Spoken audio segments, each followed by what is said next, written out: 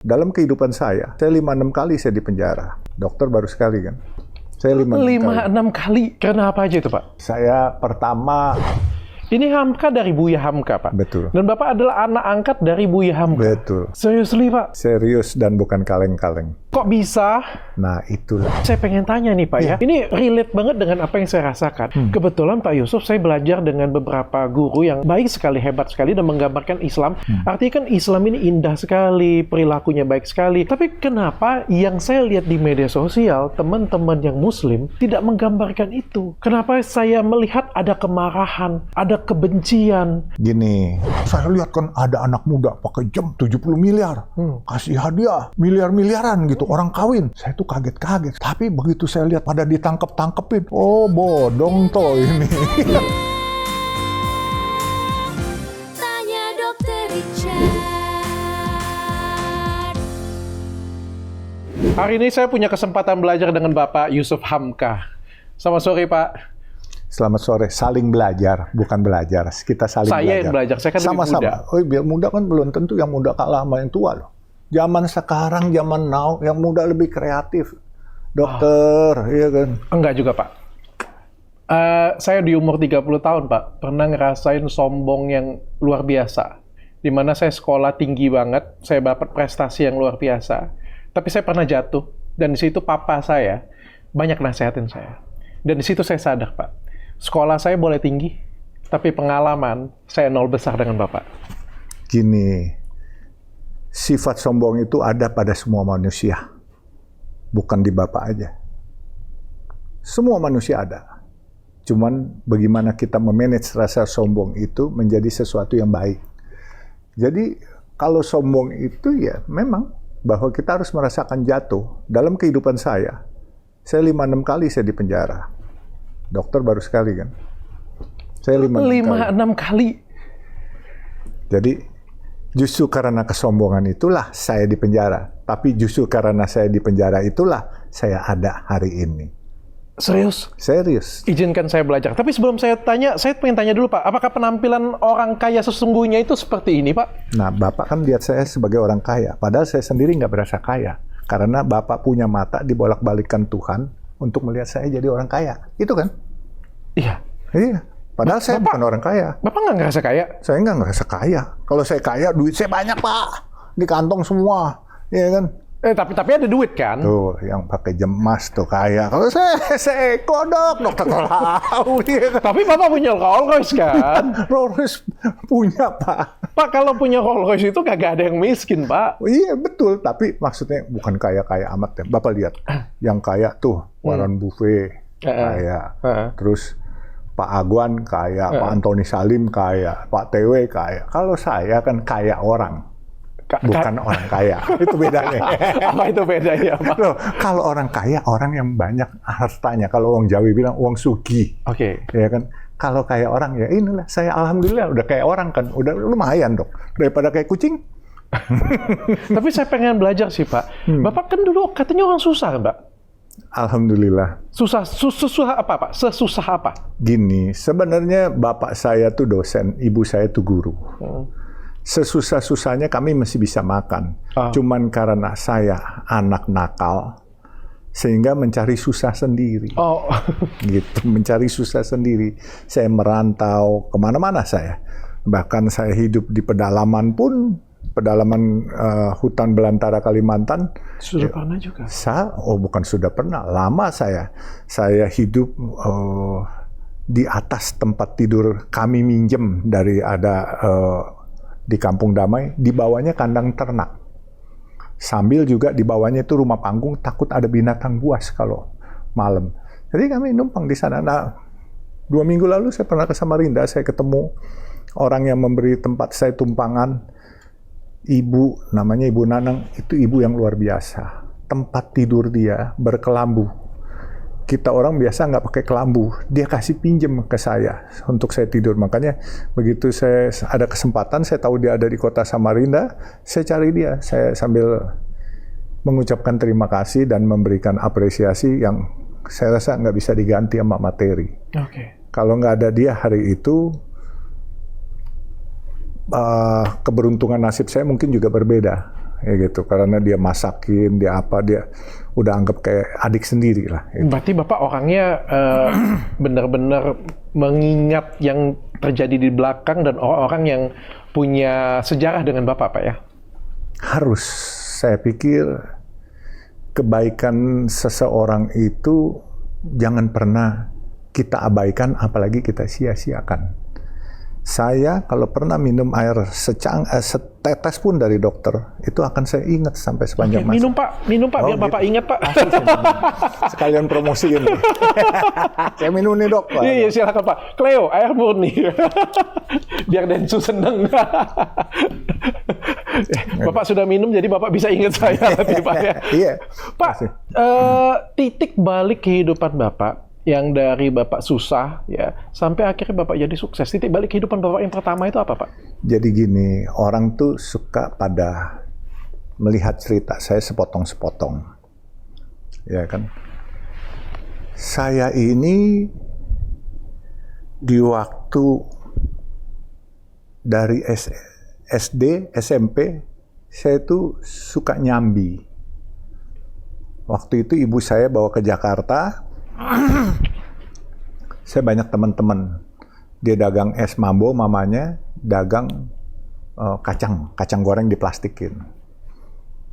Terus teman saya bilang, mau nggak ikut dagang? Nanti bisa untung. Saya sambil learning by doing gitu. Toh dapat duit, nggak ada salahnya. Jadi begitu pulang sekolah, kami langsung ke rumahnya ngambil termos, sama ngambil yang kayak pedagang asongan yang pakai karet gitu, karet yang biasa abang beca pakai yang buat kelonongan gitu tuh, yang hitam tuh.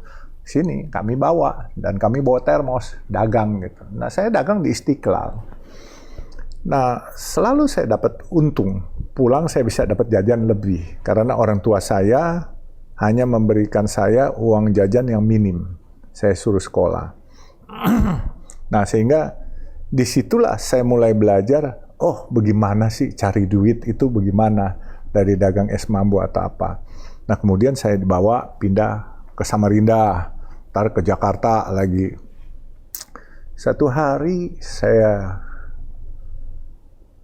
kuliah di Trisakti tahun 73 atau 74 di kedokteran. Bapak kedokteran? Iya, sekolah kedokteran di Trisakti. Tapi 1 tahun doang, dok. Saya DO. Saya pernah sekolah Fakultas Hukum 1 tahun juga. Saya DO juga.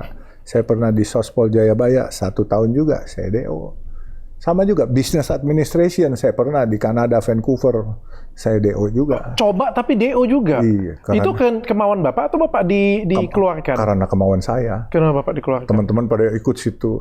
Ya kan, kita ngumpulin duit, ya sambil kerja, sambil sekolah. Terus kita coba, begini doang gitu. Cuman saya mau tahu apa sih gitu. Apa sih kedokteran? Karena kalau kedokteran, orang tua saya mimpi anak-anaknya jadi dokter. Nah, saya dimasukin. Kakak saya 2 jadi dokter.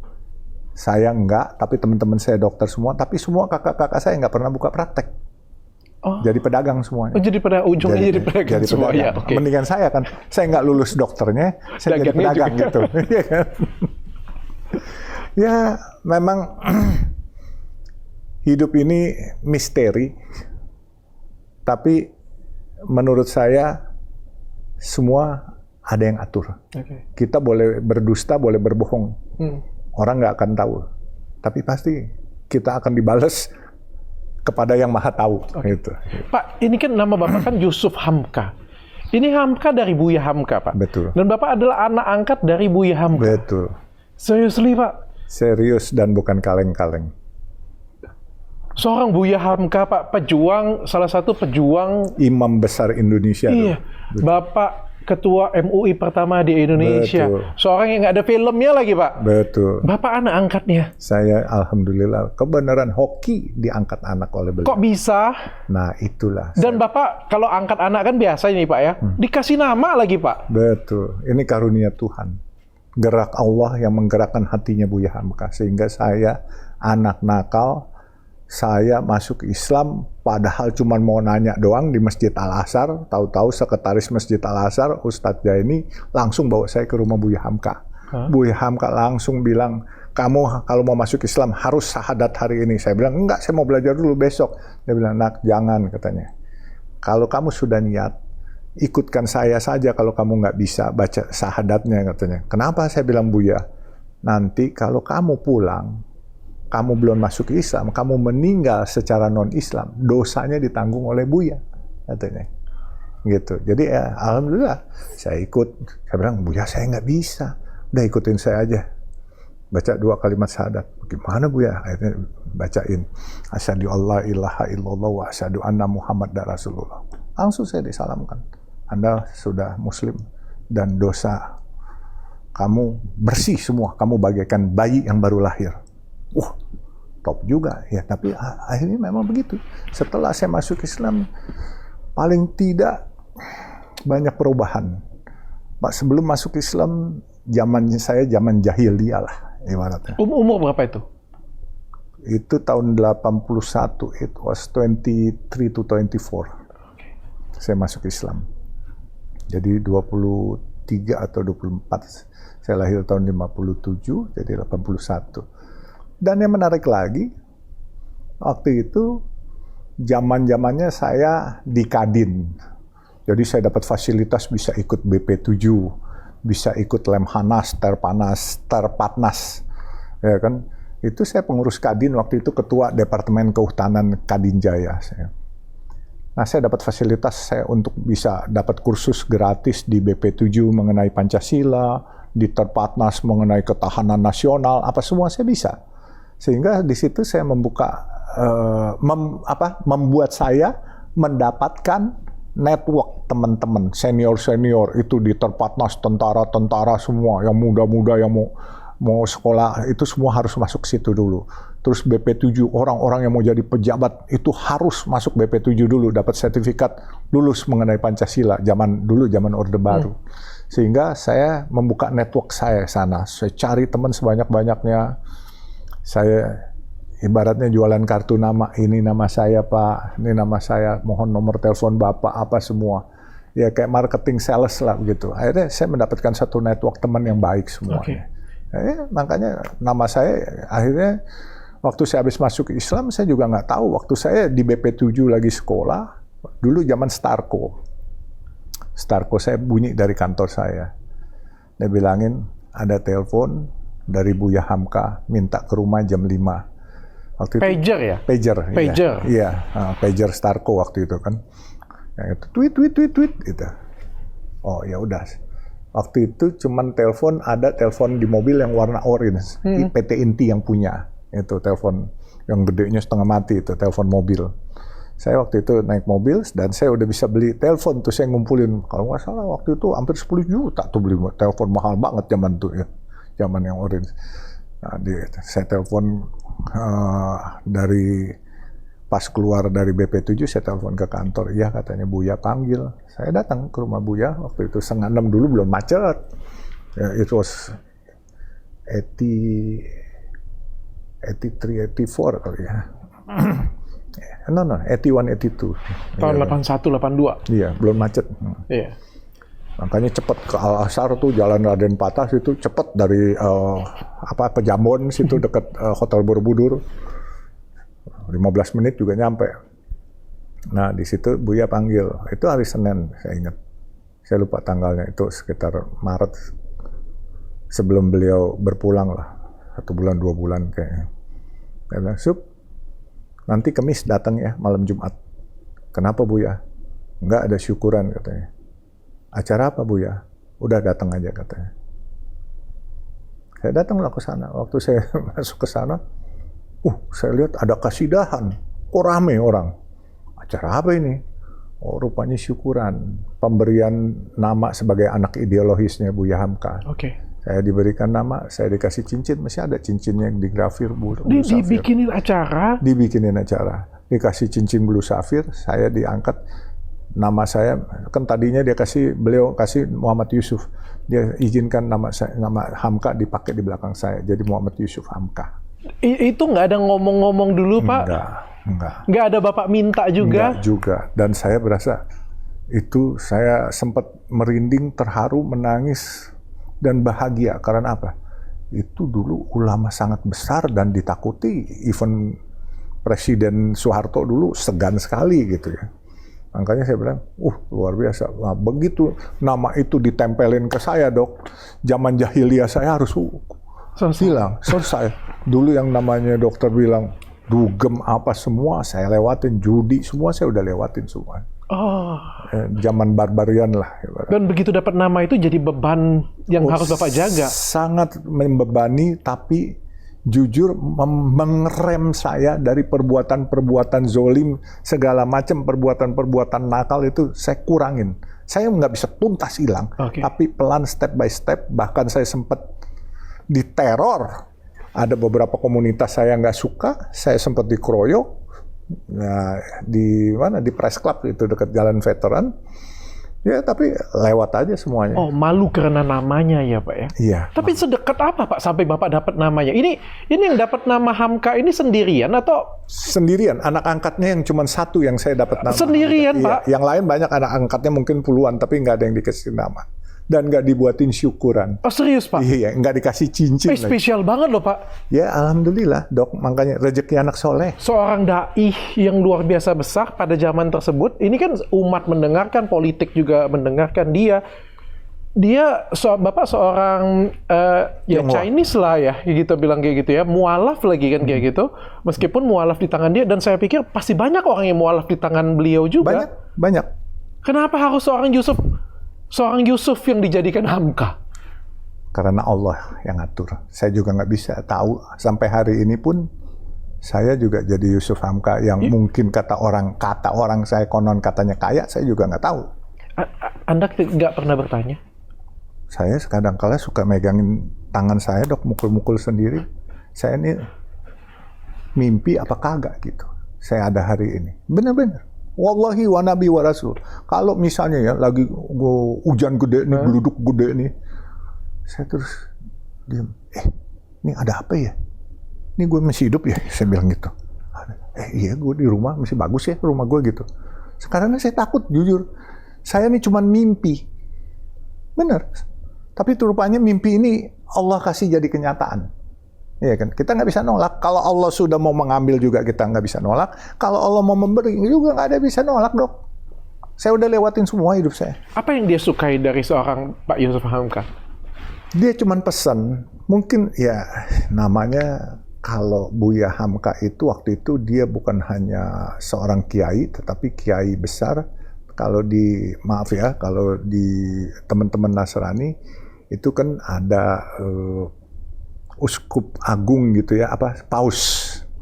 Kalau beliau tuh mungkin orang bilang semacam kayak pausnya Islam, tapi menurut saya di atas itu. Sebelum Santo kan ada Beato. Nah, ini kayaknya Beato gitu. Jadi di atas itu manusia yang menurut saya bisa melihat, bisa merasakan, dan feelingnya kuat. Beliau tuh menurut saya jeli, welas asih, feelingnya kuat, dan saya yakin dari beberapa anak angkatnya, saya merupakan pilihan, pasti beliau istiqoroh dulu, bukan langsung ujuk-ujuk. Ya kan sama, Dok. Dokter mau pilih bini juga kan feeling-feelingan. Sama, itu pasti. Saya juga mau menerima itu antara takut dan bangga. Takut karena, ntar nama orang rusak lagi dipakein di badan saya. Gitu. Nggak taunya alhamdulillah, Dok, saya ngerem pelan-pelan, kelakuan buruk semua hilang, Dok, semuanya. Itu strategi Buya ya untuk mengerem Pak Yusuf. Mungkin, ya kali ya. Itu juga strategi Tuhan melalui Buya. Tapi Buya sempat berpesan waktu dia bilang, kamu masuk Islam nanti kamu harus berdakwah di teman-teman komunitasmu dan harumkan nama Islam. Berikan contoh Islam yang rahmatan lil alamin. Islam yang cinta kasih. Itu pesan Buya? Yes. Itu pesan Buya. Dan saya masih ingat, harumkan nama Islam dengan perilaku yang baik dan ajak saudara-saudaramu kembali ke agama leluhur mereka, kata Buya. Karena dulunya katanya di Tiongkok itu orang-orang Tiongkok banyak yang Muslim. Tapi waktu masuknya komunisme, semua agama diberangus. Buddha, Islam, Kristen semua diberangus jadi komunisme. Nah, tetapi kan kita lihat sekarang ini di Xinjiang, di Uighur semua, Xinjiang semua ada semua orang-orang Islam, dan bahkan restoran-restorannya lebih canggih dari di sini. Halal pokoknya, halal semua. Nggak ada yang haram di situ. Kalau di sini antara ya 50-50 lah ya gitu. Pak, ini kan perubahan mualaf masuk Islam, respon keluarga gimana? Keluarga saya mendukung, tapi komunitas saya mencibir. Keluarga saya mendukung, orang tua maksudnya? Iya, orang tua saya mendukung. Kakak adik semua mendukung? Iya. Komunitas mencibir? Iya. Tionghoa? Ya, itu resiko. Waktu saya masuk Islam itu, orang tua saya sempat terkejut.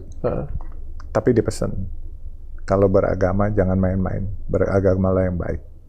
Saya bilang, ini pilihan saya dan saya pasti membawa diri saya lebih baik lah, saya bilang gitu. Saya main pastikan aja, saya rasa mulut saya juga disentil sama Tuhan kali. Dah yakin gitu. Ya benar semua. Semua kelakuan buruk saya, Dok, dulu seminggu bisa 3 kali tawuran berkelahi sama orang. Itu berkelahi itu bukan orang itu ada salah sama saya, bukan. Karena anak muda mau nyoba-nyoba aja. Kalau lihat yang badannya gede, yang orang katanya jago, kita mau nyoba, mau ngejajalin. Gitu. Itu Buya nggak tahu ya? Nggak tahu. Buya nggak tahu. Kalau tahu nggak dikasih saya. Buya nggak tahu.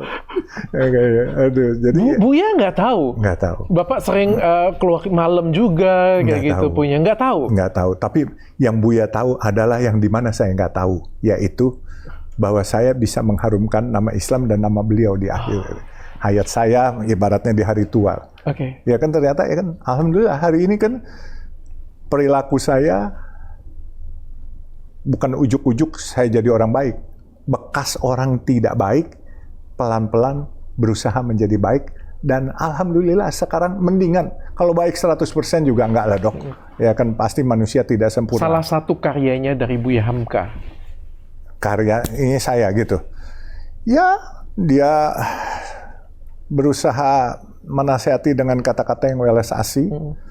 Dan saya tadinya juga nggak yakin bahwa saya bisa mengharumkan nama beliau di saat beliau sudah meninggal mostly 40 tahun, tapi nama beliau masih dikenang karena nama beliau, selain beliau memang orang yang baik, orang yang terkenal dan ulama yang hebat, saya selalu menyandang memakai nama itu sehingga orang mengenal Hamka.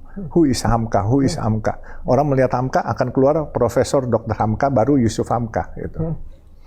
Pak, jadi kayanya ini gara-gara mualaf kah? Atau kaya dulu baru mualaf? Enggak, saya belum kaya waktu saya mualaf. Iya kan? Atau berarti kayanya karena mualaf nih? Enggak juga. Enggak juga. Kalau segitu semua orang masuk mualaf aja untuk jadi kaya. Nggak bisa. Ini karena saya masuk Islam, perilaku saya lebih baik, yang pasti. Sehingga dengan baik, orang lebih percaya berbisnis sama saya. Terus saya, karena masuk Islam, Islam mengajarkan saya amanah dan jujur dan adil. Sehingga saya dalam berpartner, berbisnis dengan orang, saya jalankan amanah ini dengan jujur, adil, dan tepat waktu.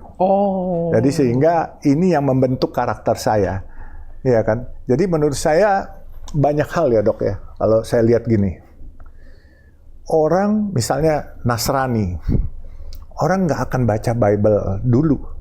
Orang akan melihat karakter dokter. Dokter misalnya Nasrani. Kalau karakter dokter jelek, orang nggak kepengen buka Bible-nya. Tapi kalau karakter dokter baik, ini orang kok baik ya? Apa sih yang dia ini anut? Agamanya Kristen.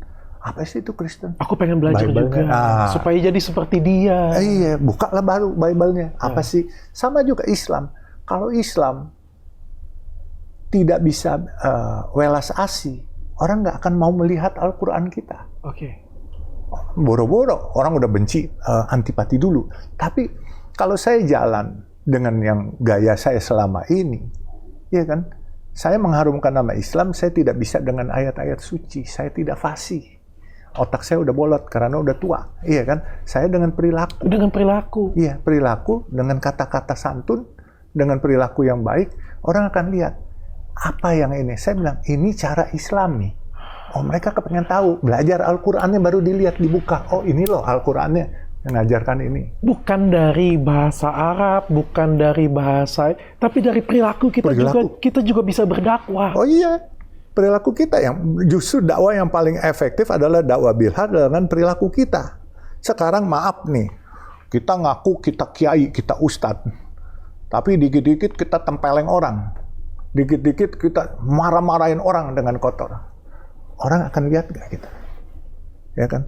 Tapi kalau kita bukan ustadz, kita bukan kiai, kita orang biasa, kita lihat orang naik sepeda jatuh, kita tolongin, iya kan? Kita lihat orang nggak bisa makan, kita berikan makanan. Orang akan lihat siapa sih dia. Terus orang tuanya siapa? Agamanya apa? Kenapa dia jadi seperti itu? Nah, dan akhirnya orang bisa jadi belajar beneran. Nah, belajar. Pasti diajarinnya baik-baik. Ini nggak ada pertanyaan di sini, tapi saya pengen tanya nih Pak ya. Ini relate banget dengan apa yang saya rasakan. Kebetulan Pak Yusuf, saya belajar dengan beberapa guru yang baik sekali, hebat sekali, dan menggambarkan Islam. Saya ketemu Pak Yusuf Hamka juga, aduh, saya jadi pengen kalau misalnya punya kesempatan belajar dengan Buya, pengen belajar dengan Buya juga ya. Sayang sekali sudah almarhum ya. Artinya kan Islam ini indah sekali, perilakunya baik sekali. Ustadz Felix Xiao, waduh, apa ya, ada cinta, ada kedamaian ya. Ustadz Dery Sulaiman, ustadz lainnya itu penuh kasih semuanya. Tapi kenapa yang saya lihat di media sosial, teman-teman yang Muslim tidak menggambarkan itu? Kenapa saya melihat ada kemarahan, ada kebencian, ada mohon maaf ya Pak ya, terkesannya tuh jadi barbar Pak. Gini, kalau menurut saya banyak teman-teman yang tidak berkiblatnya kepada Al-Quran, tapi kepada tafsir. Karena kalau sudah tafsir, misalnya Al-Quran ditafsirkan oleh si A, ini bisa multitafsir, ya kan? Jadi misalnya di Al-Quran bilang ini setengah bagus gitu, tapi ditafsirkan, wah ini jelek. Ibaratnya gini, ini makruh, tapi jatuh ke tafsir bisa haram. Haram lalu dipertegas lagi ke bawah lagi makin ini. Nah makanya berkiblatnya harus kepada Al-Quran. Kalau berkiblat kepada tafsir, jadi multitafsir. Saya bukan ahli dalam agama, terutama Al-Quran, tapi saya selalu belajar menafsirkan diri saya saja. Kalau saya cubit diri saya sakit, terus saya cubit orang, pasti orang juga sakit. Ya kan? Kalau saya dimarahin orang, saya sakit hati, ya saya jangan marahin orang.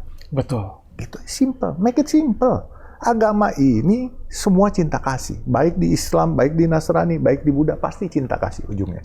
Nggak mungkin agama mengajarkan kita yang buruk-buruk untuk apalagi mencaci maki atau lagi membunuh orang. Itu nggak mungkin lah, ya kan? Justru cinta kasih, welas asih. Nah, oleh sebab itu, kalau saya tidak bisa belajar di Al-Qur'annya, saya akan belajar berperilakunya yang baik. Apalagi orang kan bilang, Islam itu rahmatan lil alamin, bukan rahmatan lil muslimin. Jadi rahmat buat semua alam semesta dan seisi-isinya. Bukan hanya untuk kaum muslim. Kalau itu rahmatan lil muslim. Untuk semua semesta ini. Iya. Jadi kalau ada orang yang memusuhi karena berbeda, dia bukan muslim, itu salah. Karena menurut saya, yang saya belajar dari kiai-kiai saya di Nadatul Ulama, bahwa ada satu ayat, Rasulullah pernah mengatakan, barang siapa yang menzolimi minoritas, dia bukanlah umatku. Jadi clear itu. Makanya kalau ada orang-orang muslim yang berperilaku menzolimi, memusuhi, pasti dia salah tafsir. Oke. Ya kan? Pak, Buya lagi. Jadi dipanggil Buya. Saya lagi. bukan Buya. Saya tambahin dikit buaya. Pak Yusuf Hamka, Anda kan anak angkat dari Buya Hamka. Kenapa Anda nggak mau jadi kiai atau jadi ustadz? Kenapa Anda pengen menjadi pengusaha? Karena saya nggak punya kemampuan untuk belajar agama itu, terus memberikan siar-siar yang baik itu saya nggak punya kemampuan. Karena saya sadar diri bahwa itu ada bidangnya masing-masing. Mereka berdakwah dengan ayat sucinya, mereka berdakwah dengan kebiasaan perilaku agamisnya. Saya berdakwah dengan cara saya berdagang, dengan cara saya interaksi, bersosialisasi kepada teman-teman. Itu sama juga. Oke. Dakwah kan nolong orang kan, Dok, bukan hanya juga berupa uang saja. Iya. Kalau ada orang jatuh di jalan atau orang kausan, kita cukup kasih air. Lebih praktikal malah. Yes, dan ada orang misalnya tersesat, mau nanya, jalan A di mana?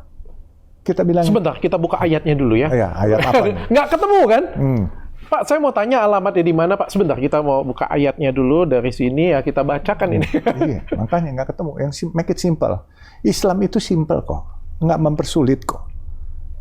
Coba, orang yang masuk Islam, langsung dosa yang lamanya langsung diampuni. Dia lahir sebagaimana bayi yang baru lahir. Simple nggak? Jadi nggak ada itu bahwa, oh ini dosa turunan, dosa yang lalu ke bawah-bawah. Enggak. Clear pada saat itu selesai semua. Berperilakulah yang baik. Pak, setelah Bapak pindah, apakah Bapak ngerasa seperti melawan dunia? Yes, saya melawan dunia. Tapi saya percaya dunia akan melindungi saya walaupun saya lawan. Apa yang buat keyakinan itu ada? Gini, Dok. Kalau dokter hidup di kampung, orang kampung rata-rata naik mikrolet. Terus kalau dokter bawa Ferrari, di kampung situ beli Ferrari, antara orang kampung itu bilang, oh hebat naik Ferrari, atau dia bilang, walah baru punya Ferrari geber-geber di kampung. Jadi gini, maksud saya gini, sesuaikan dirimu. Hidup di kampung, sesuaikan dengan orang kampung. Hidup di kota, sesuaikan dengan orang kota. Jadi gini, kenapa saya milih Islam? Karena saya nih hidup gede di Kalimantan. Lingkungan saya Muslim semua. Saya juga waktu itu, saya nggak ngerti, saya nggak belajar agama Kristen, nggak belajar agama Buddha. Walaupun di sekolah diajarin, tapi saya nggak pernah ambil ekskul. Ternyata lingkungan itu membentuk saya. Saya suka melihat mereka pada jamnya, ayo sholat. Saya pikir disiplin sekali mereka. Dan mereka takut akan Tuhan. Dan mereka percaya menghadap kiblat, mereka langsung Allahu Akbar, Allah Maha Besar gitu. Dan itu membuat saya bertanya, tergelitik hati saya kepengen tahu. Sehingga saya di Samarinda itu teman-teman saya orang Kutai, orang Banjar, orang Bugis, Muslim, mereka Muslim. Dan akhirnya kayak pepatah Jawa, weting trisno jalere sukokolino. Karena sering berkumpul, akhirnya saya jatuh cinta. Nah, jatuhlah cinta saya. Saya dihitan dulu. Sebelum saya masuk Islam, saya dihitan dulu, Dok. Jadi, Dok, ada pengalaman saya dihitan, Dok. Dikasih suntik obat bius. Ini teman-teman nih, komunitas teman saya, semua kepengen dihitan. Saya ikut. Waktu itu, mungkin umur berapa? 17 apa 15 dah waktu itu. Udah gede ya? Udah gede. Ya.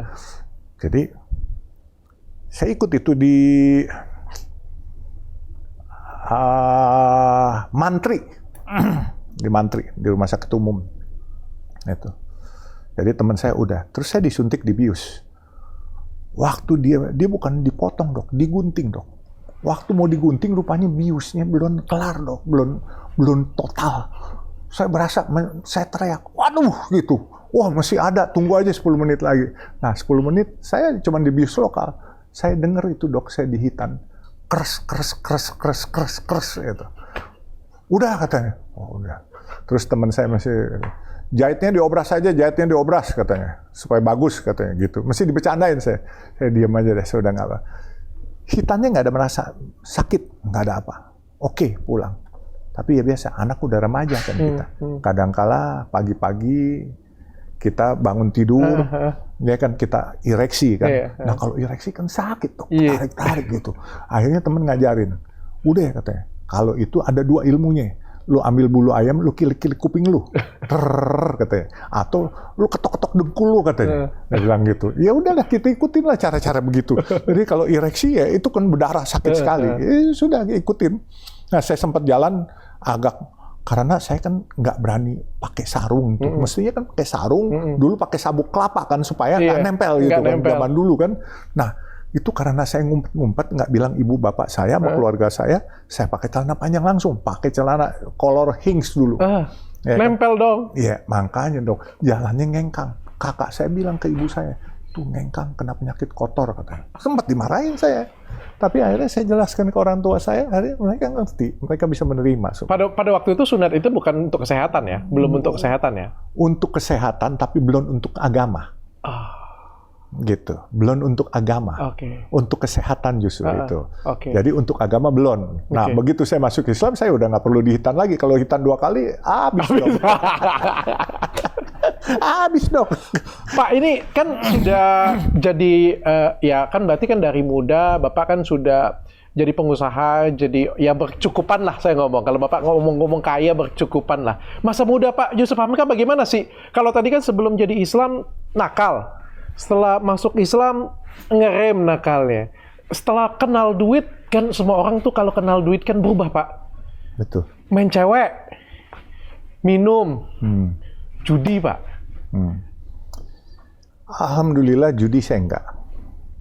Minum kadangkala waktu saya, walaupun bagaimana juga, kadangkala tamu-tamu dari luar negeri kalau ngundang kita, saya berusaha menyenangkan mereka, tapi saya tidak minum, tapi saya seolah-olah saya cicipi, gitu, saya cicipi gitu alkohol gitu, saya cicipin gitu. Tapi setelah itu saya pura-pura ngobrol, terus saya keluar ke WC alasan saya ngeludah.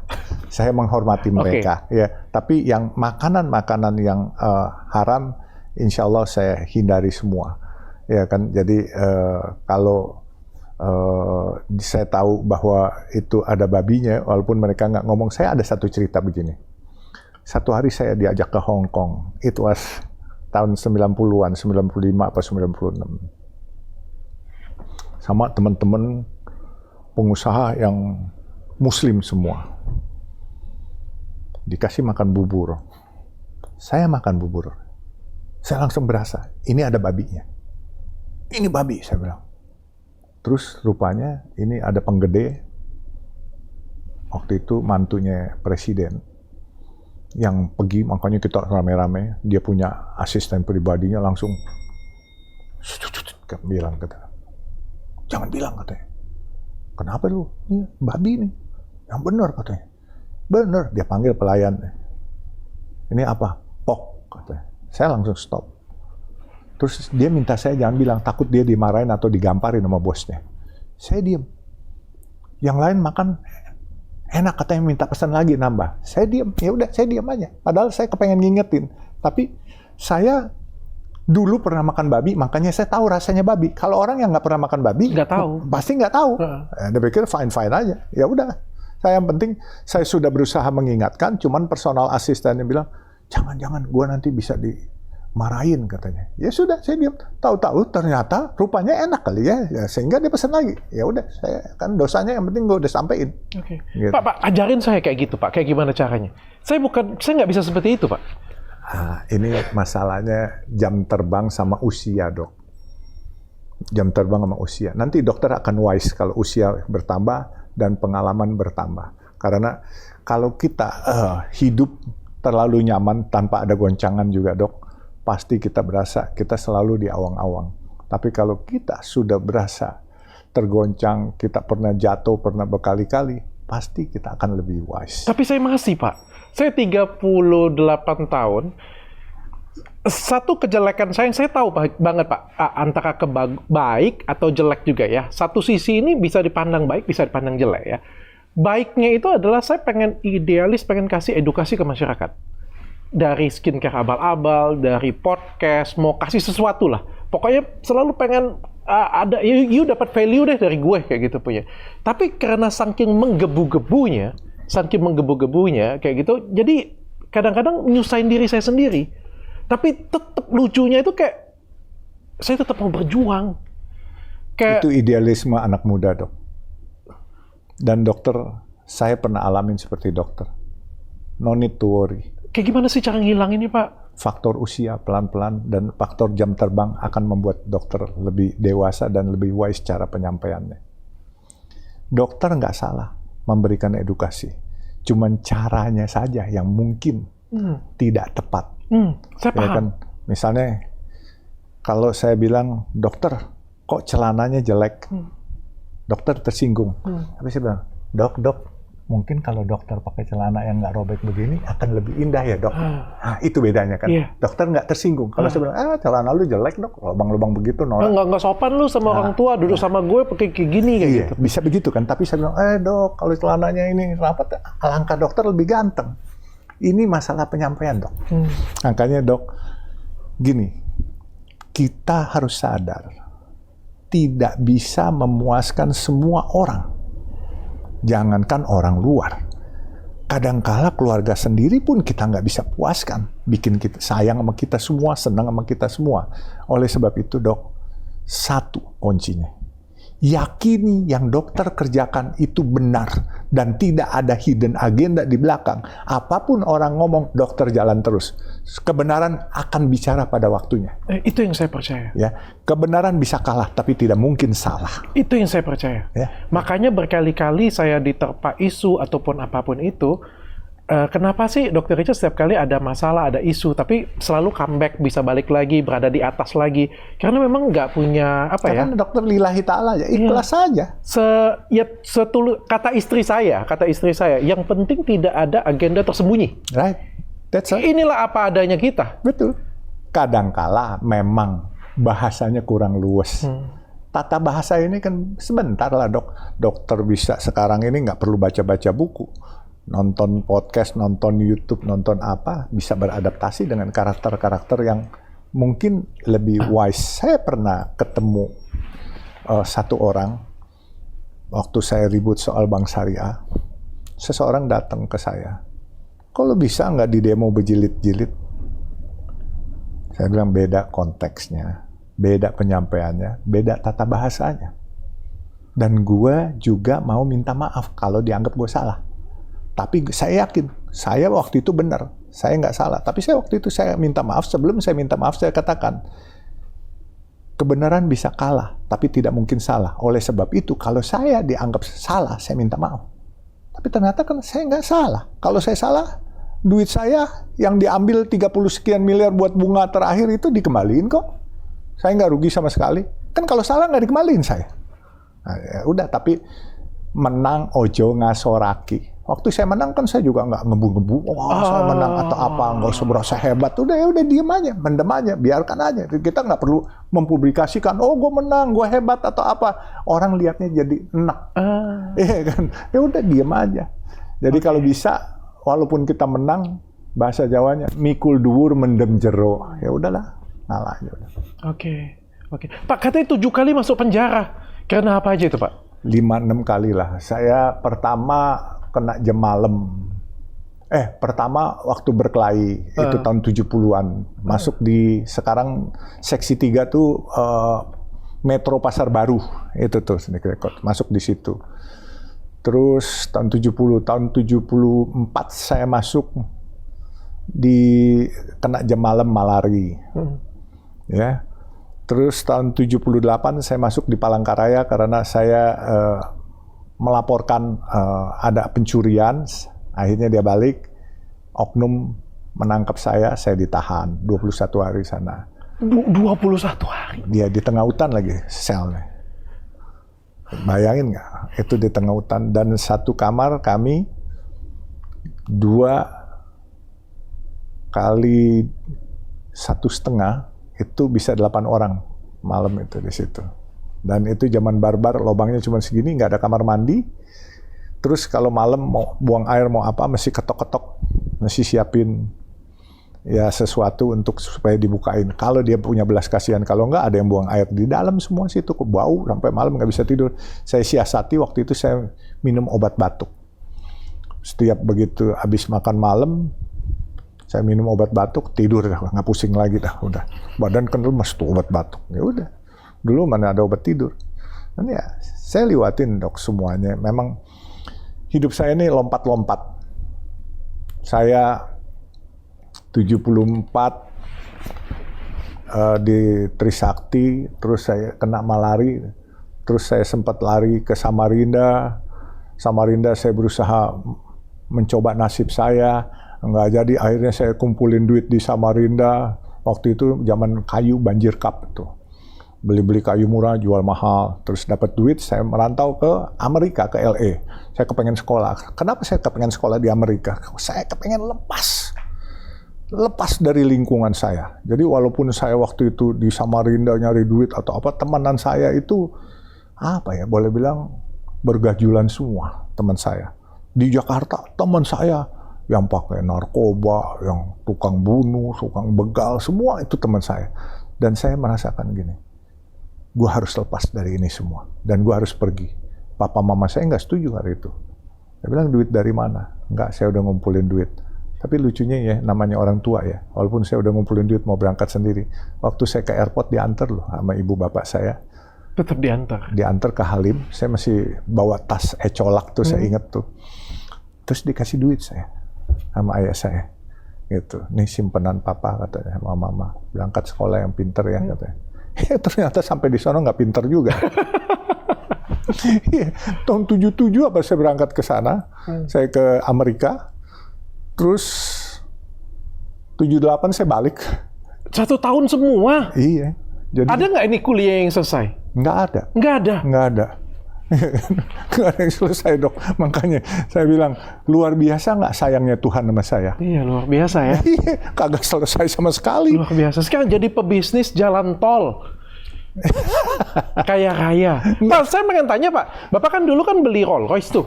Rolls Royce, ya kalau saya nggak salah nih Pak ya, menurut pengamatan tim-tim saya dulu juga Pak ya, Bapak kan bergaya hidup cukup, ya menikmati lah saya ngomong, bukan mewah lah, menikmati. Terus kenapa sekarang dijual Pak? Gini, saya tuh sempat punya Rolls Royce ada 6, terus saya Bentley mungkin ada 8. Apa buka showroom? Saya nggak buka showroom. Gini, ini balas dendamnya saya. Waktu saya kecil, saya suka numpang truk. Saya suka naik bus PPD. Sehingga waktu saya ada sedikit kelebihan, saya minta sama perusahaan-perusahaan yang pakai tenaga saya nggak usah dibayar gaji, tapi saya dikasih mobil. Jadi COP. Oke. Iya kan? Sehingga dipotonglah di situ. Nah, saya dapat Rolls Royce, dapat Bentley, dapat Bentayga, pakai Continental GT, yang Cabriolet, semua saya ada. Nah, kemarin Rolls Royce saya jual karena saya mau beli mobil listrik. Nah, kemarin lagi baru hari Sabtu kemarin saya lihat ada mobil Chery EV itu. Saya lihat bagus, harganya cukup reasonable karena mewahnya kayak mobil Jepang dan Korea, bahkan mobil Eropa, harganya harga ekonomis. Jadi ibaratnya tuh barang bintang 5, harga kaki 5 gitu. Jadi separohnya harga, which is 500-600 juta. Akhirnya Bentayga saya ada 2, saya jual, yang satu 6.000 cc, yang satu 4.000 cc. Saya bilang sama ada Bentley Mulsanne, saya bilang ini jual 3 biji, gue mau beli 70 biji buat mobil listrik, buat kantor. Untuk kantor. Untuk kantor. Kasih aja kantor pakai, supaya mereka mulai green energy, mereka beradaptasi pakai mobil listrik apa sih, gitu kan. Jadi ya kita memberikan edukasi, toh perusahaan itu kan perusahaan di mana saya juga ikut bekerja, dan anak-anak itu kan anak-anak saya semua. Ya karyawan-karyawan, karyawati itu kan saya udah anggap kayak anak saya, biar mereka nggak buta teknologi, ya kan. Saya juga dong Pak diangkat anak Pak. Boleh. Itu satu anak angkat saya. Iya. Pak, tapi boleh nggak saya tanya nih Pak? Mohon maaf ya Pak ya. Mobilnya keren nih Pak, Rolls Royce 6 lagi Pak, 7 kayak gitu. Yang kita tahu sendiri harga Rolls Royce kan tidak murah Pak, dan tidak ada namanya Rolls Royce palsu Pak. Kalau Hermes itu ada yang palsu, Pak. Richard Mille aja ada yang palsu, Pak. Tapi Rolls Royce kan nggak ada yang palsu, Pak. Tapi mohon maaf, Pak ya, kan Bapak kan kaos kaki, jeans, baju, menurut saya sederhana, Pak. Sangat. Jam tangannya. Ini jam tangan mahal. Kata siapa jam tangan saya murah? Lihat dulu, dok. Maaf. Apa mereknya?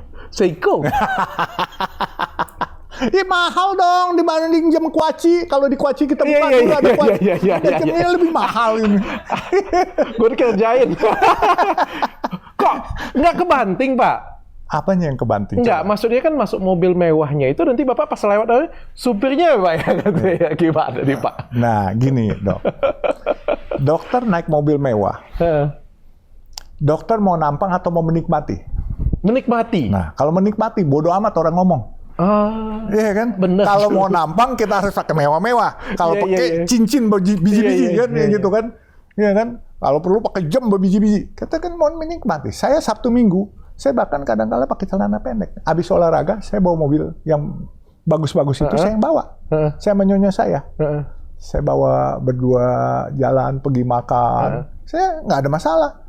Pakai celana pendek. Oh, Bapak enjoy, pakaiannya enjoy seperti ini, mobilnya enjoy seperti itu. Ini bukan permasalahan, pengen mejeng gitu ya. Kalau pengen mejeng, lain lagi. Iya kan. Jadi gini, kalau pengen flexing lain lagi. Kalau saya kan memang apa adanya, gue mau menikmatin. Bapak nggak pernah flexing gitu, Pak? Mau ngapain juga? Nggak flexing aja orang kenal saya. Apalagi saya flexing, orang enak ntar sama saya. Iya kan, ternyata gini ya, banyak orang flexing. Sebenarnya sah-sah saja, tapi kan gini, kalau sampai buat ngapusin orang, ngebohongin orang nggak boleh. Kalau dia mau nampang-nampang, oh dia kaya, dia apa, asal jangan ngerugiin orang, fine-fine aja kok. Saya pengen tanya gini Pak, Bapak kan orang kaya yang sesungguhnya ya. Kalau Bapak ngelihat anak-anak muda yang flexing gitu ya, padahal nggak jelas, kerjaannya nggak ada, kasar ngomong itu pura-pura flexing lah. Kalau Bapak ngelihat itu, Bapak kayak gimana sih? Kalau saya kan ngelihatnya, mungkin beberapa netizen kagum. Kalau orang kaya sesungguhnya ngelihat anak-anak seperti itu bagaimana, Pak? Pertama kali saya kaget. Dan kedua, saya kagum. Hebat amat ya. Muda-muda bisa menikmatin kekayaan. Waduh, kalau saya dulu, umur 20 udah kaya, dunia ini gue belilah ibaratnya. Tapi sayang saya ibaratnya ada sedikit di saat udah menjelang 60-an gitu kan ya. Tapi begitu saya lihat pada ditangkep-tangkepin, oh bodong toh ini. Baru saya tahu. Oh, Bapak baru tahu? Iya, saya lihat kan ada anak muda pakai jam 70 miliar. Kasih hadiah miliar-miliaran gitu, orang kawin. Saya tuh kaget-kaget, saya bilang, wih hebat banget ya, beruntung amat tuh anak. Andai kata gue dulu kaya, wow dunia udah saya beli Pak. Tapi ternyata saya nggak kaya. Ternyata mereka cuma bohong-bohongan, bodong Pak, bodong. Berarti Pak Yusuf juga mikir ya, wah hebat juga ya mereka ini kaya kagum ya. Saya tadi. Kagum ya tadinya ya. Dan saya pikir, hebat ya nyari duitnya. Atau bapaknya nih kaya banget gitu. Tapi begitu udah pada ketangkepin, oh begini tuh. Tapi banyak memang Pak. Dan efektif Pak. Pura-pura kaya itu meningkatkan popularitas kita. Oke, saya pernah punya begitu dok. Waktu muda, saya pura-pura kaya. Seolah-olah perusahaan saya punya, padahal kakak saya yang punya. Untuk dapat pacar. Bukan untuk nipu orang. Supaya dilihat. Jadi pacar saya punya bapak nanya, punya apa tuh orang? Oh di perusahaan itu gitu kan. Cuman buat dapat pacar dok. Berarti dapat dulu sampai zaman sekarang efektif. Cuma yang bapak untuk pacar ya, kalau sekarang untuk cari duit lagi. Nah itu bedanya. Iya kan. Dulu kan kalau ditanya, kerja lu apa? Kalau nggak ada kerjaan, lu mau anak gua lu kerja apa? Nggak punya kerjaan sono, nggak usah katanya. Anak gua perlu orang yang kerja. Jadi perusahaan kakak saya akuin perusahaan saya. Itu kakak punya, bukan orang lain. Gitu. Jadi ya flexing zaman dulu gitu dok. Flexing zaman dulu ya? Iya, hanya untuk supaya di depan mertue, calon mertue kelihatan bagus. Kalau sekarang tuh cari duit lagi Pak? Itu repotnya, pasti ngebohongin orang. Ya kan, kalau kita kan ngebohongin demi dapet cinta. Tapi ada beberapa juga yang saya nonton di podcast ya Pak Yusuf Hamka, tempat Bang Denny Sumargo, tentang Bapak bilang orang kaya itu harus berapa tahun Pak? Oh ya, 40-50 tahun lah. Nggak muda bangsa setahun. Umur ya? Iya, umurnya. Jadi, kalau usaha berapa tahun? Usaha 20 minimum sampai 30 tahun itu baru jadi. Nggak bisa dok. Kita ujuk-ujuk. Saya cuma bilang sama teman-teman selalu, sama anak-anak saya pun saya bilang, kita hidup pertama kali dari bayi sampai umur 5 tahun, kita urus orang tua kita 5 tahun ke 10 tahun kita TK. terus masuk SD, masuk SMP, masuk SMA. Begitu kita masuk SMA, kita kuliah, berarti sampai umur 21-22 kita selesai. Nah, 21-22 kita belajar menggunakan otak kita dan otot kita untuk cari duit. Ya, itu target kalau seorang pebisnis nih ya, target. Umur 22 tuh mulai pakai otak dan otot. Nanti kalau bisa 10 tahun 32 sudah tinggal otaknya aja yang dipakai buat cari duit, ototnya ditinggalin, udah nggak perlu. Nah, otak mencari duit 30 sampai 40 lah kita. Kalau syukur-syukur 40 dia bisa, otaknya dia buang, bukan dibuang ya, nggak dipakai dulu gitu, nggak terlalu diperas otaknya, uang dia cari uang. Oke. Jadi pertama otak dan otot cari uang. Ada fase-fasenya Kedua, berarti ya. otot dibuang, tinggal otak yang dipakai untuk cari uang. Sampai 40, 45 uang cari uang. uang cari uang. Oke. Nah, kayak dokter gitu kan. Oke. Saya kalau Bapak yang ceritain kayak gitu, fase saya masih masuk di situ, Pak. Masuk. Masih masuk saya. Karena di sana. dokter pakai otaknya sekarang. Iya. Ototnya belum. Nah, tapi saya tahu dokter selain pakai otaknya, duitnya udah mulai cari duit. Deposito dokter banyak soalnya, saya tahu. Ampun. Beranak terus. Ampun. Tapi saya juga harus akui sekarang anak-anak muda sekarang tuh lebih brilian, Pak. Saya dengan sahabat saya kan umur 38, Pak. Kita ya, yang seangkatan lah saya bilang ya, yang sama-sama punya usaha, sama-sama real. Kita ngomong yang real ya, benar-benar punya real, ada usaha gitu ya. Kita ngomong, wah kita hebat, kita bangga dengan diri kita lah, kayak gitu kan. 38 tahun kita berada di posisi seperti sekarang. Ternyata kita ngelihat ada anak 28 tahun, Pak. Sukses, ini beneran sukses, Pak. Beneran sukses, nggak, ya beberapa nipu, tapi yang ini beneran sukses.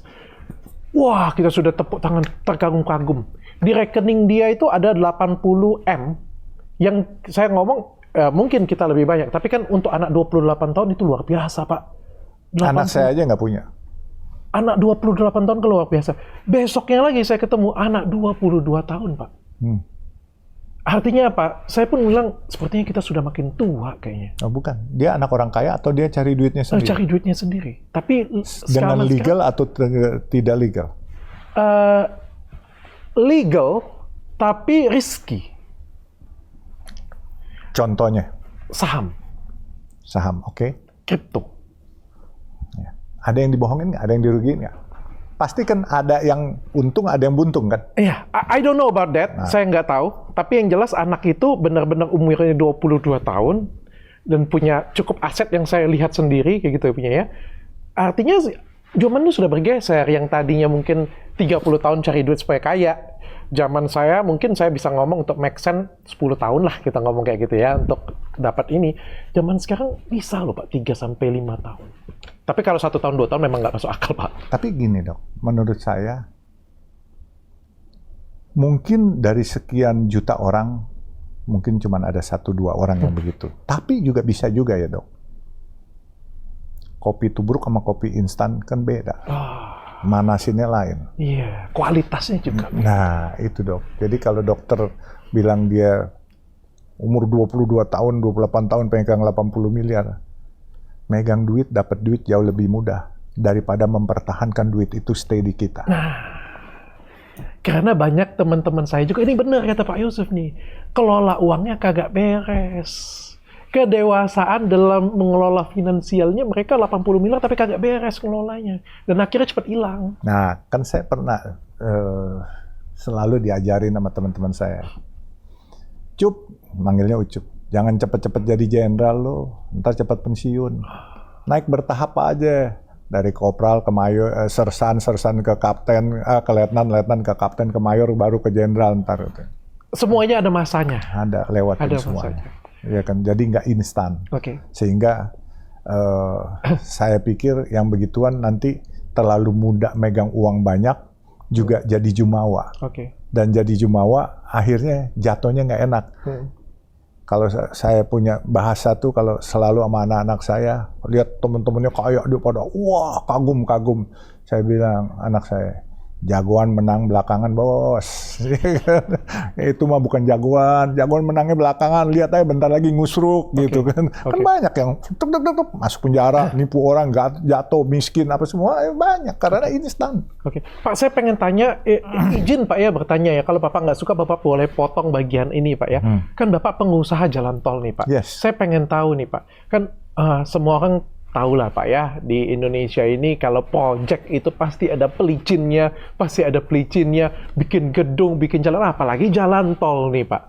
Saya izin pengen bertanya dengan empunya sendiri Pak, benarkah ada seperti itu Pak? Gini, kalau jalan-jalan lain saya nggak tahu, tapi kalau jalan tol kan kami yang biayain. Jadi kami nggak pakai uang pemerintah. Oh. Jadi pasti nggak ada, bahkan kami kadang-kala ditraktir makan. Dan alhamdulillah PUPR saat ini, Menteri PUPR yang membawai jalan tol, itu sangat baik sekali. Jadi semua pengusaha-pengusaha itu di-entertain baik, bahkan ditraktir makan melulu, kalau bisa bangunin jalan. Jadi membantu programnya pemerintah. Oh justru mereka entertain Bapak supaya Pak jalan bangun lagi Pak. Bangun lagi, karena mereka butuh investor. Kaya banget Bapak ya berarti ya? Bukan, saya juga minjem duitnya dari bank. Oh Bapak juga.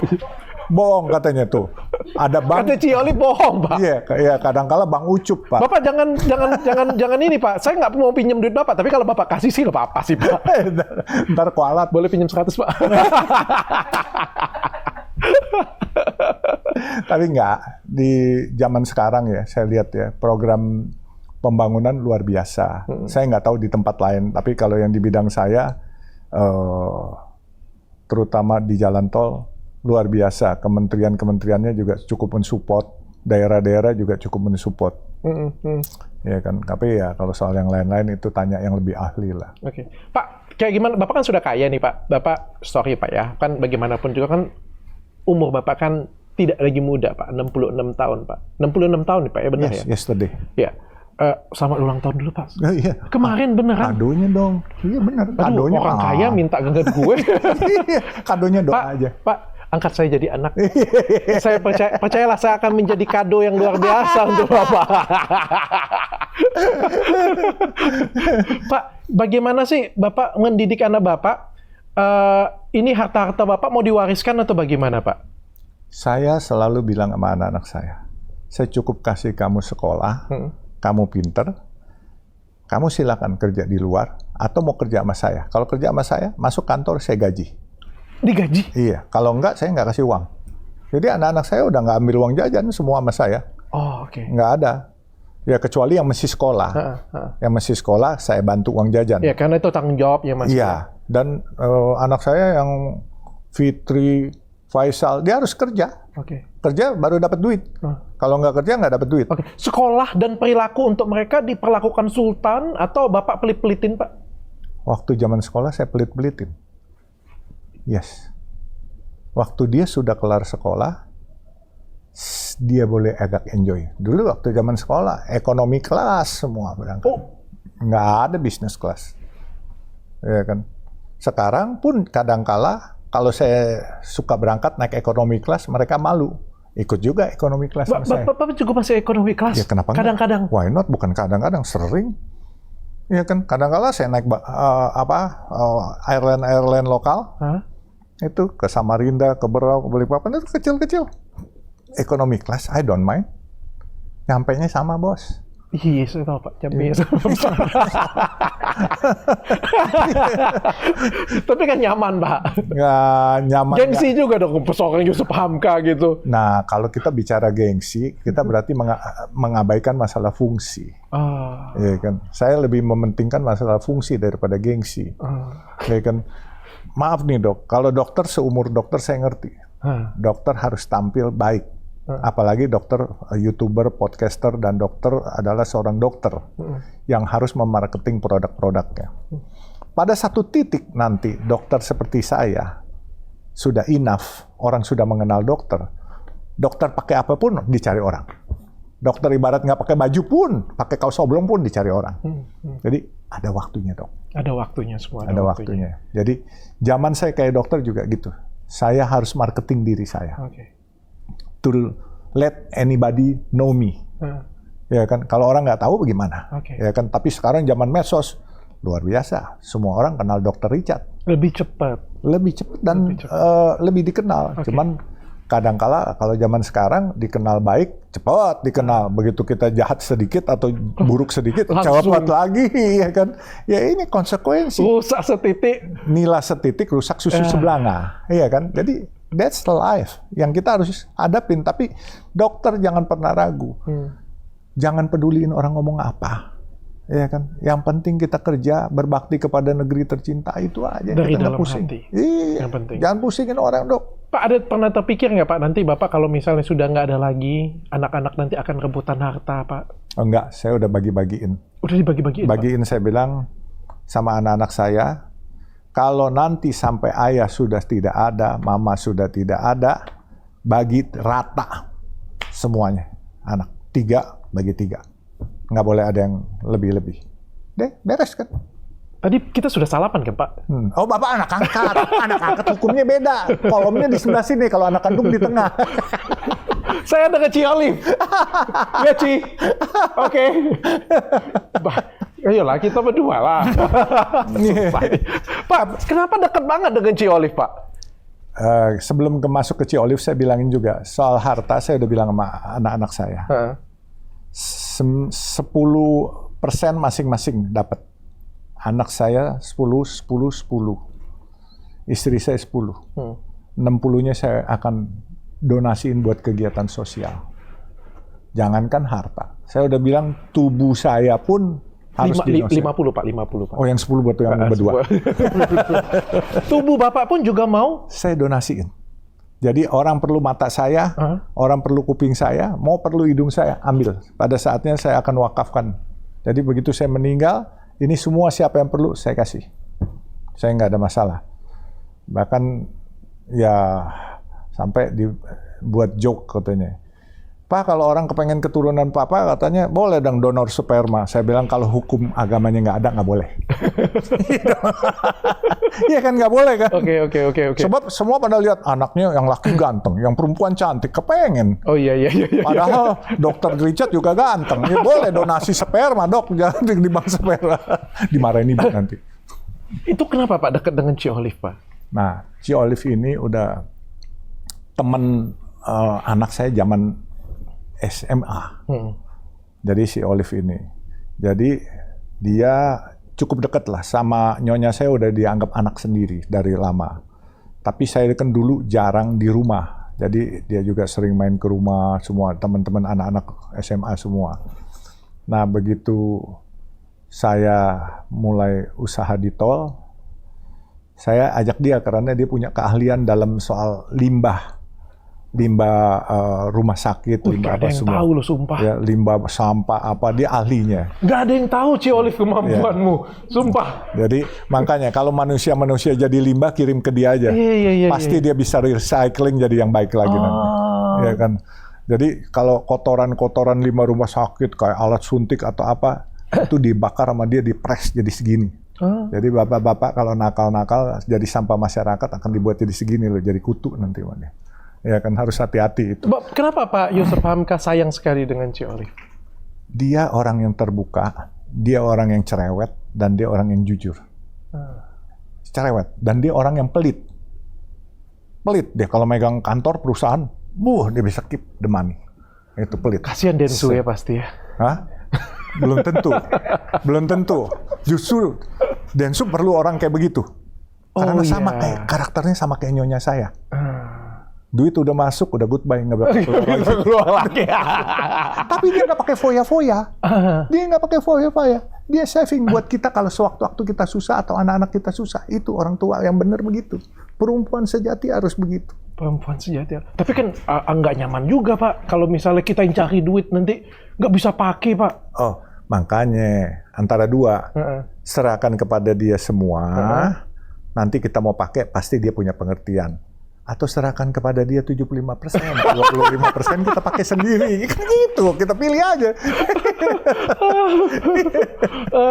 Pak, saya pengen tahu seberapa nasionalis Pak Yusuf Hamka. Karena kan anak angkat dari Buya juga. Saya pengen tahu seberapa nasionalis Bapak. Bapak ngelihat negeri ini bagaimana, Pak? Masih bisa diselamatkan? Masih bisa diselamatkankah?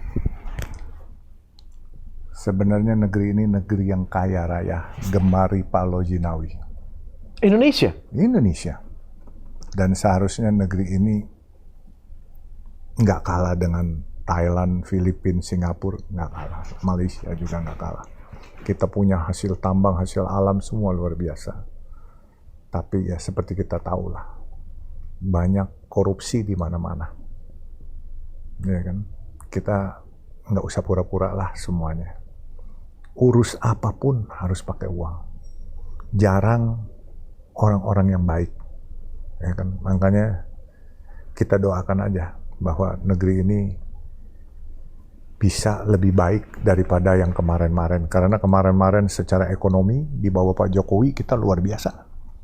Tapi secara hukum, dokter kan pernah ngerasain di hukum rasanya semua pakai uang nggak? Pakai uang dong. Nothing for free. Nggak ada yang free. Jadi budaya seperti ini nanti mudah-mudahan Pak Jokowi atau penggantinya Pak Jokowi bisa menuntaskan. Masih ada optimisme ke sana? Ada harapan. Tergantung siapa yang mimpin negeri ini nanti.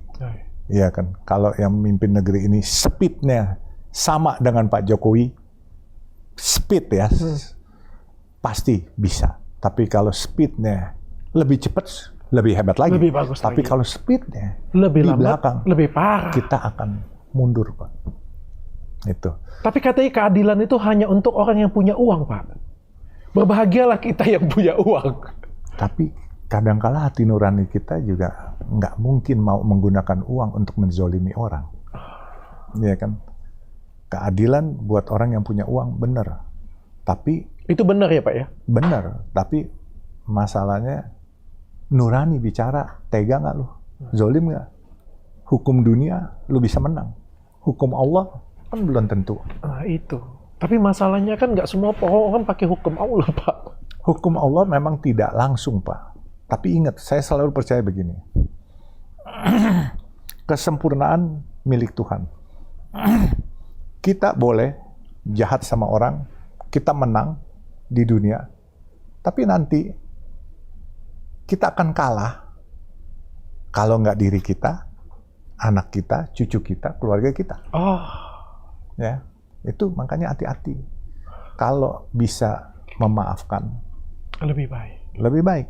Itu perbuatan memberi maaf jauh lebih mulia daripada meminta maaf. Ya kan, forget and forgive. Itu menurut saya. Oke. Dan negeri ini masih punya harapan, Pak. Tapi memang terjadi korupsi di mana-mana. Separah apa sih, Pak, yang Bapak tahu? Karena saya kan awam nih, Pak ya. Apaan yang separah apa? Separah apa? Kalau hukum saya tahu parahnya, Pak. Ini Kalau apa? di luar hukum, korupsi separah apa, Pak? Bapak nih nanya. Nah, I know too much, but I don't want to talk too much. Oke? Itu aja jawaban saya. I know very much, but I don't want to talk too much about that. oke. Sedih kalau nanti cerita itu terjadi. Oke, cukup. Thank you. Terima kasih, Pak. Saya belajar banyak banget dari seorang Bapak Yusuf Hamka. Saya juga terima kasih, Dok. Kita chatan, Pak. Nanti saya pengen belajar. Boleh. Kita Karena sekali lagi, Pak. saling belajar kita. Ya. Dan Dok, yang penting saya cuma pesankan, kita semua saudara.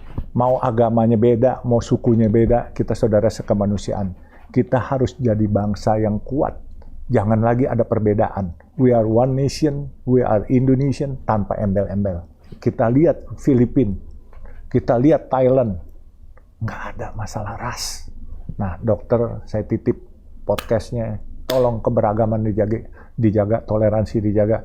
Negeri tercinta ini, negeri indah, yang kaya, gemari Palo Jinawi, nggak ada yang lebih baik. Orang-orang Indonesia tuh paling baik, paling santun. Dan ya mudah-mudahan Indonesia dapat pemimpin yang baik juga, negeri ini baik, maju semua rakyatnya sejahtera. Itu. Amin. Ya, dokter aja coba lihat, ini luar biasa, usahanya banyak, 38 tahun nih duitnya udah triliun. Aduh. Gua Rolls Royce 1, dia 6. Gak apa sih. Cukup